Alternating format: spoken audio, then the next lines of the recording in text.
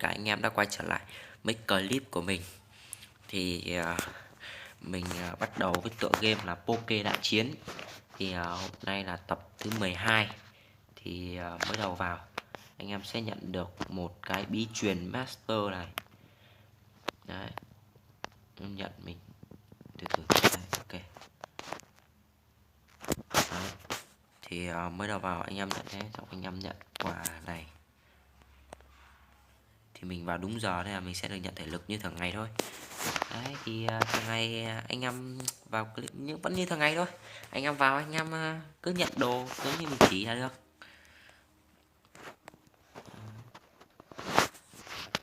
Sau đó nhận quà từ Thư.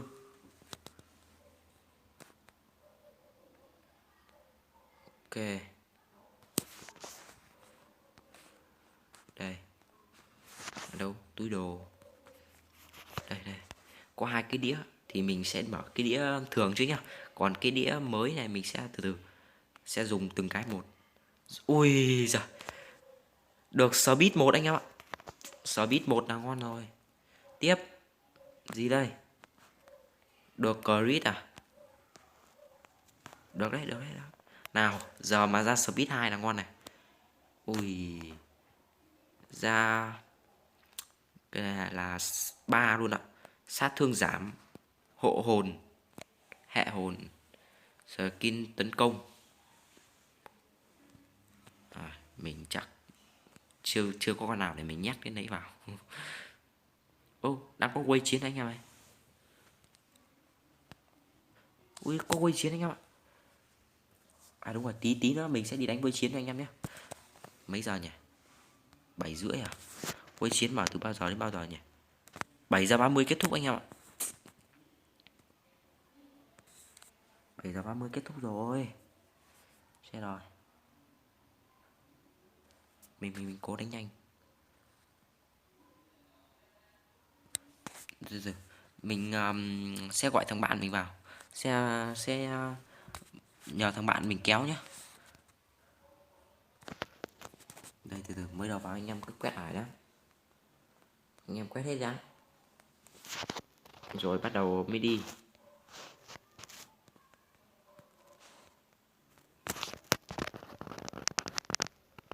Anh em có đồ, anh em trâu thì anh em mới đi được.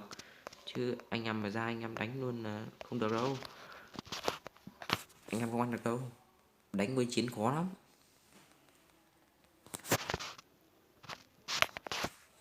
Rồi.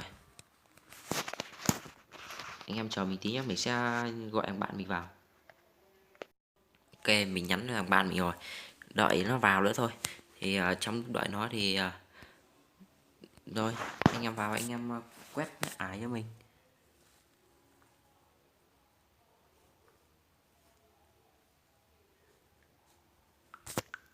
Ui, mạng kém quá anh ạ.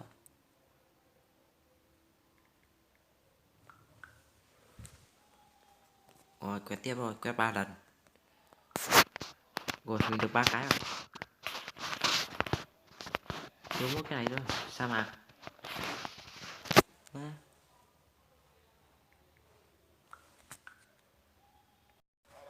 Rồi, thằng bạn mình vào rồi. Nhưng mà chắc có lẽ là không đánh quấy chiến đâu. Mình đi đánh tổ đội thôi.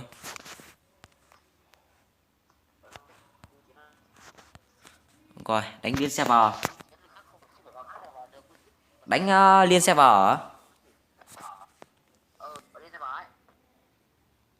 Ok, mày vô đi. Tao tạo đấy nhá. Con đâu mày tạo để tao tạo. Ok ok. Tao vào khẩu mà. Tao vào khẩu rồi đi xe bài.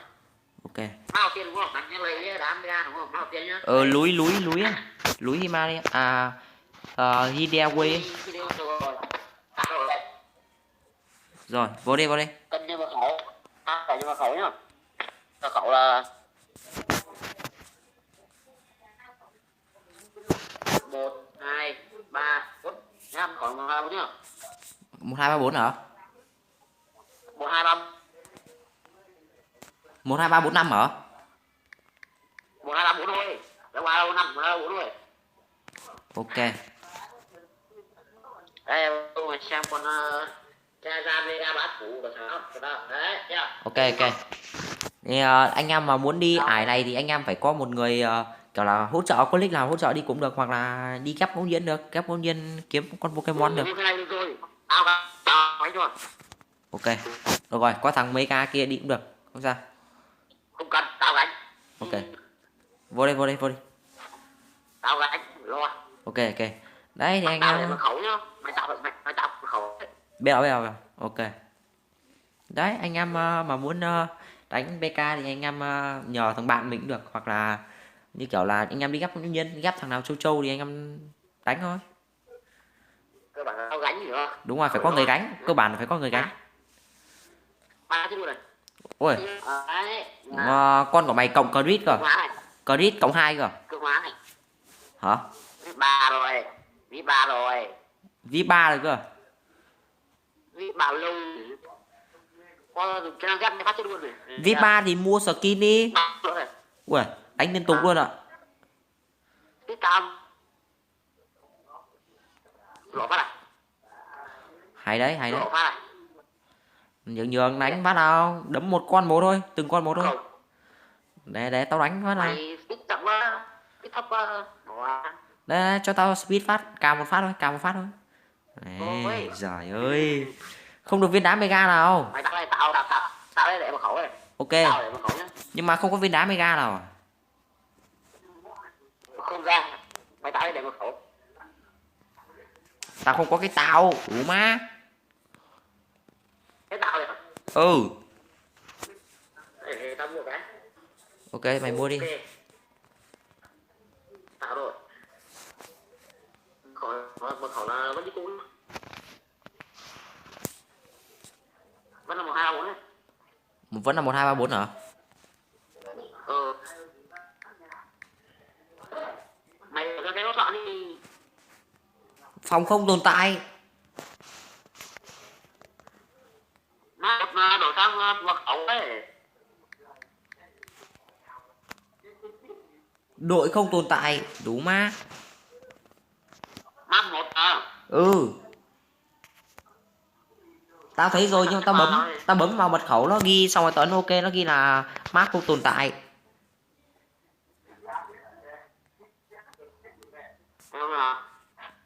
Đấy tao gặp một đội nào nó có hô hô này. Tao gặp một đội nào có hô hô này. Từ từ để tao tạo cho. Nhưng mà toàn tạo ở thị trấn thôi. Không tạo được ở tao tạo núi nữa. Tao hết lượt tạo ở núi Himalaya Hideaway rồi, chỉ có hỗ trợ ở Hideaway thôi. Tạo đó. Hả? Cái gì? Hả? Tao tạo núi mà. Ừ, nhưng mà tao không có. Mày ở đây hỗ trợ luôn. Ấn hỗ trợ rồi. 789, mật khẩu là 789. À đây. Mày không đặt mật khẩu nữa đi, không đặt mật khẩu tao hỗ trợ xem nào. Không được. Mày tìm mày thấy cái đội núi mày tìm lại. Đấy nó lại. Ok ok ok. Thì nha vừa đấy mày đánh đây này, tao thấy rồi nhưng mà mật khẩu là gì đây? Mật 89.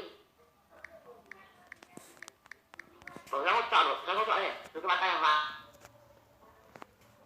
1 2 3 4 5 6 7 8 9 hả? 789 thôi.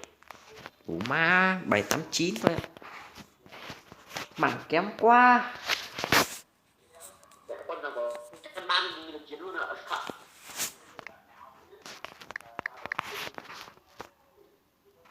Rồi đây rồi đây rồi. Ok.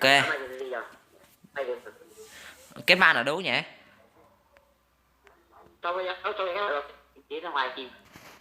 Ok ok. Vô đây.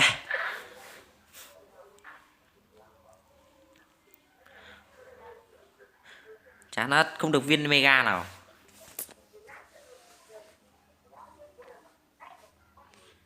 Tao cần đéo gì. thì tao đi bắt thêm cái là có liền. Đánh với chiến có dao nhỉ? Đánh với chiến dao. Hả? Đánh với chiến có dao. Không. Ui giời. Nè, tao ghét phát. À có lẽ, có lẽ. Không có đâu.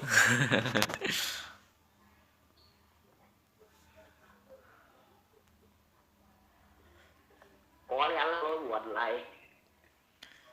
Ui giời. Không đủ đam. Không đủ đam. 3 lần à? Ui giời. Chết luôn này. Để tao đánh phát nào. Cao lắm. Cho đánh phát nào. Không. Không. Test thử đam thôi.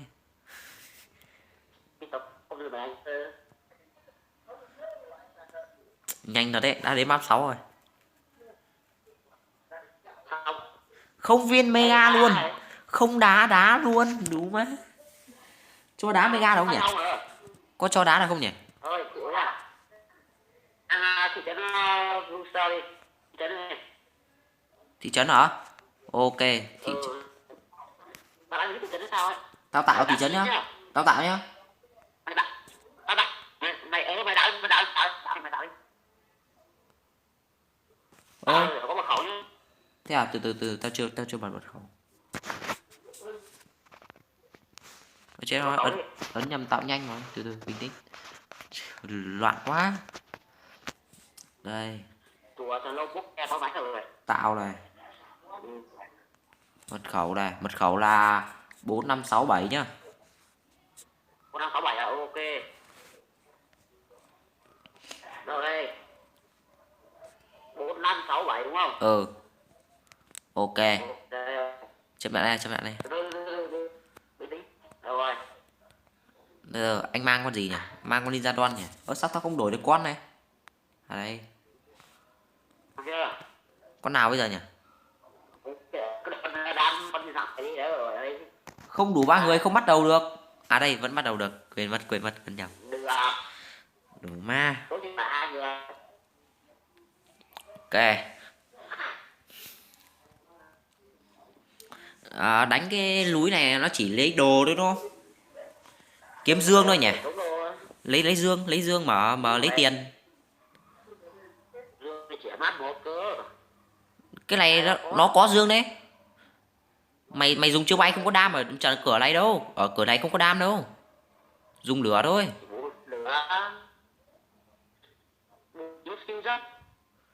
Rồi dùng cao. Chưa ở map này mày dùng lướt là không có đam, không có tí đam nào luôn đấy. Thôi để tao đánh hộ cho.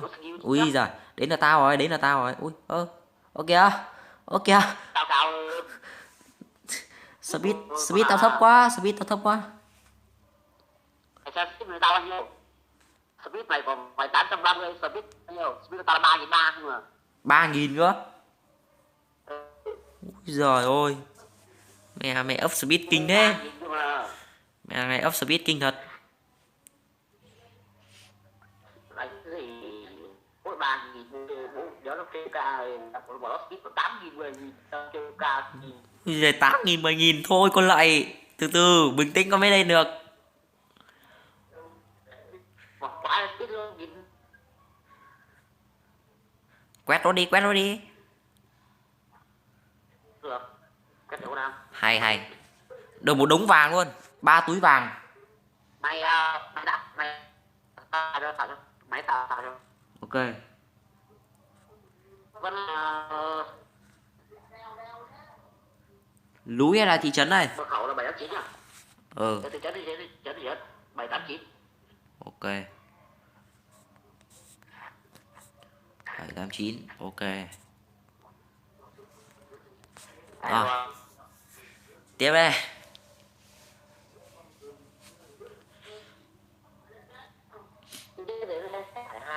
Chắc chỉ được đó. Ba được đó. Ai hai tao đã vào, ai ba tao đã vào được đâu.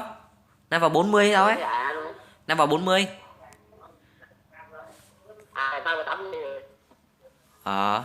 Mà đang vào 40 tao mới vào được, giờ tao mới là vào 35. Hay đi.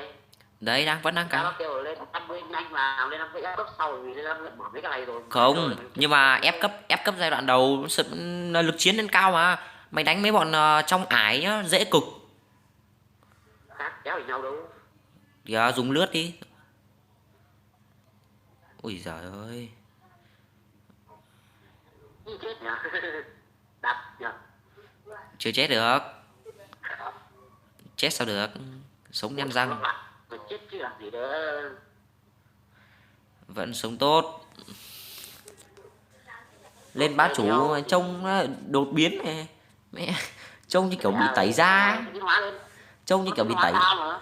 Trông con Ninja Don lên cái gì nhỉ? Lên bá chủ như kiểu bị lột da ấy. Mẹ, xanh Ừ. sao á. Ăn rau nhiều xanh xanh ngược xanh ruột. Để đạt cái này lửa cây. Sợ thật. Mẹ. Ải một thì may ra còn ăn được chứ ải hai khó lắm. Tôi buồn. Cái này con. Được hai dương rồi hết luôn rồi. Ok luôn. À, bây giờ thì các bạn làm các bạn được không? Đâu ra cái bạn này. Đặt cái hoa, đặt cái hoa không? Đâu xem nào. Có viên hoa hết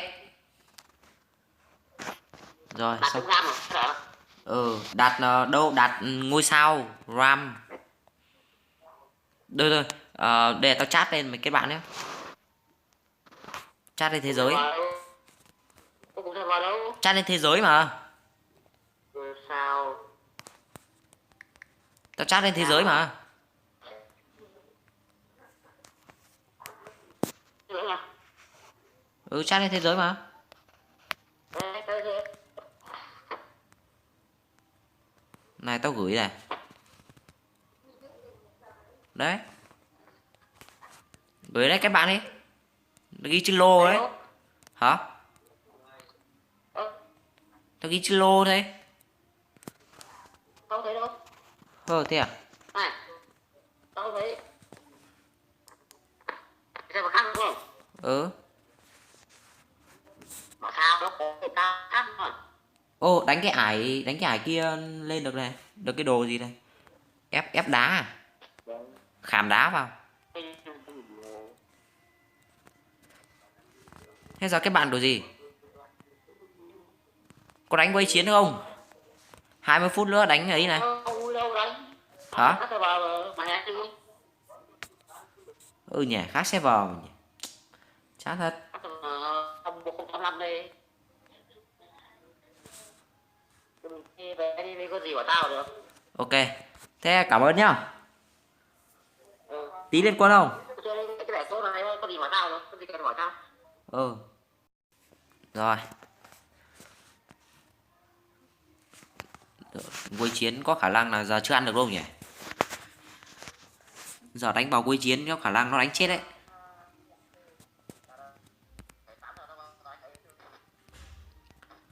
Rồi. Giờ lưng cái thẻ gộp đấy. Đi quét thẻ gộp.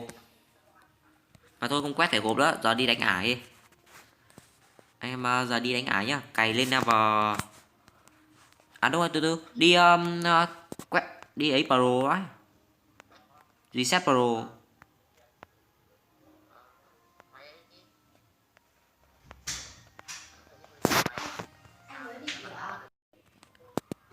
Ok.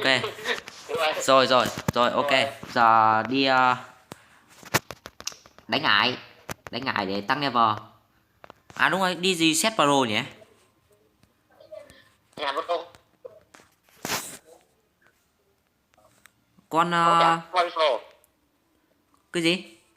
Để quay đừng quay liền thẻ một lần, quay lên 10 ấy, để 10 thẻ quay lần đấy. Quay reset 10 lần luôn hả? Reset lần đấy, quay 10 thẻ thì Ok, đây. đẹp hơn. Này, được speed này. Lẻ. Được speed B này. Speed A này. A B thì cái nào hơn? A hơn. A hơn hả? Ừ. Nếu để ấy thì Có cái A hơn. độ hiếm A này. Speed nhá. Thôi Lấy A tốt hơn. lấy A tốt hơn gì?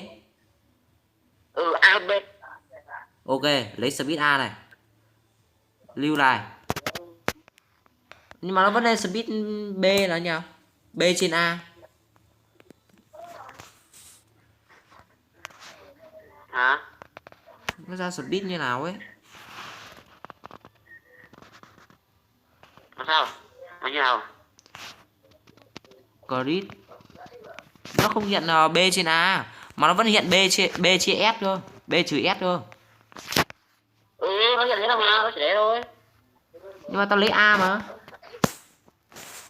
Không là từ sát Pro ấy thì nó chỉ không có tầm đấy thôi. Được kiểu mà sẽ có được cái mày sẽ có một cái kỹ năng kiểu cái Pro tầm nói ấy, trong có thể nó từ B đến A, từ B đến F ấy, chắc khoảng đấy có như thế nào, hiểu không? À Còn rồi, cái Pro cái Pro của mày ấy, nó là cái việc này, ok hiểu không? ok ok ok đã Được tham hiểu. nhá. Việt tím là F này, Việt xanh là P là B, Việt vàng ấy, xanh vàng là B, Ừ. Việt xanh lúc là B là A ấy. Ừ, nhưng mà lúc quay lúc quay xong nhá, xong rồi nhận này thì nó không hiện.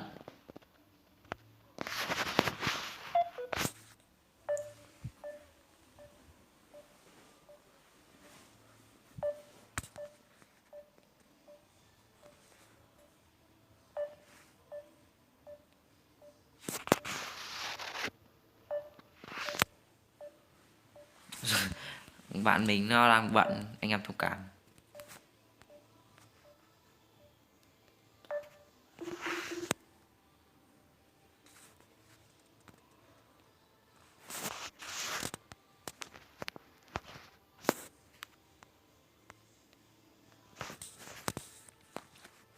Đây mình đang cố quay.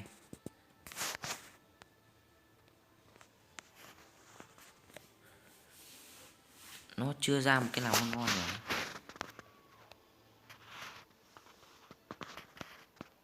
Rồi, mình có cái này này. Ngon phết.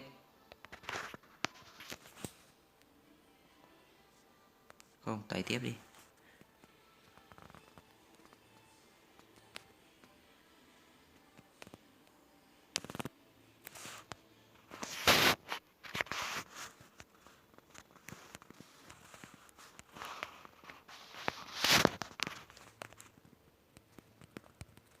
Nó chưa ấy được anh em ạ.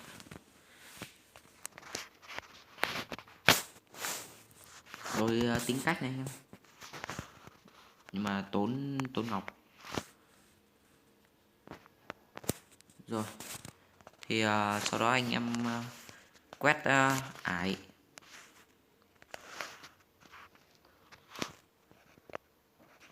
Không phải, đây. Đấy, giờ anh em vào anh em quét ải. Ui, được nhiều phết này anh em. Đấy thì tập hôm nay thì mình chỉ là nhờ thằng bạn vào giúp để mà đi lấy đá mega thôi. Đây là cách hướng dẫn. Mình cũng là cách hướng dẫn để mà chỉ anh em để mà cách mà nếu mà anh em muốn kiếm đá mega thì anh em có thể làm cách đấy. Rồi thì có lẽ clip của mình thì sẽ đến đây thôi. Nếu anh em thấy hay thì hãy đăng ký kênh, bật chuông thông báo để đón chờ những video mới nhất của mình. Chào tất cả anh em.